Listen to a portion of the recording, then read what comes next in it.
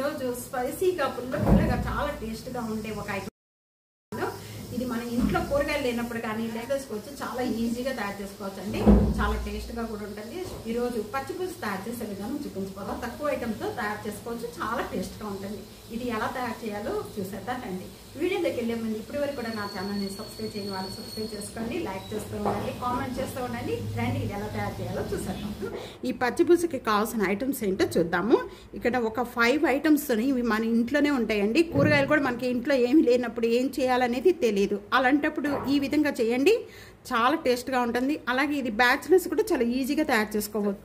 ఇక్కడ కరివేపాకు, గల్లుప్పు అండి. ఇక నేను గల్లుప్పు లేకపోతే కనుక మామూలుగా సాల్ట్ కూడా తీసుకోండి. గల్లుప్పుతో చేసుకుంటే చాలా టేస్ట్గా ఉంటుంది.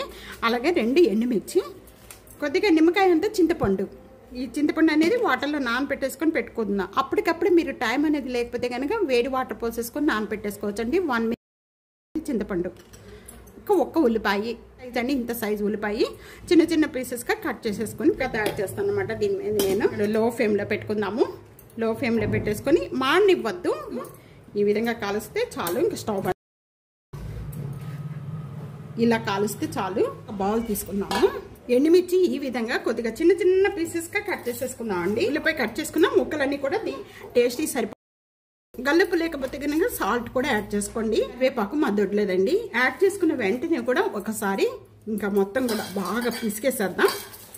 ఎంత బాగా పిసుకుంటే అంత బాగా టేస్ట్ వస్తుందండి. ఈ పిసకటంలోనే ఉంటుందండి ఈ టేస్ట్ అనేది. సరే, ఈ విధంగా పిసుకోవాలి. మనకి పులుపు ఎంత కావాలో అంత వేసుకోవచ్చండి. ఇప్పుడు మనం చింతపండు పులుసు వేసిన వెంటనే కూడా మళ్ళీ ఒకసారి బాగా ఈ విధంగా పిసకాలి. వాటర్ పోసేసుకుందాం అండి. బాగా చిక్కగానే ఉంటే కొద్దిగా బాగుంటుంది. చూస్తున్నాను కరెక్ట్గా ఉన్నాయండి. సాల్ట్ మనం వేసిన ఎండుమిర్చి కూడా మనం కాల్చాం కాబట్టి ఘాట్లేదండి, కరెక్ట్గా సరిపోయినాయండి. ఇప్పుడు మనం తయారు చేసిన పచ్చిపులుసు అంతా కూడా ఒక బౌల్లోకి యాడ్ చేస్తున్నానండి.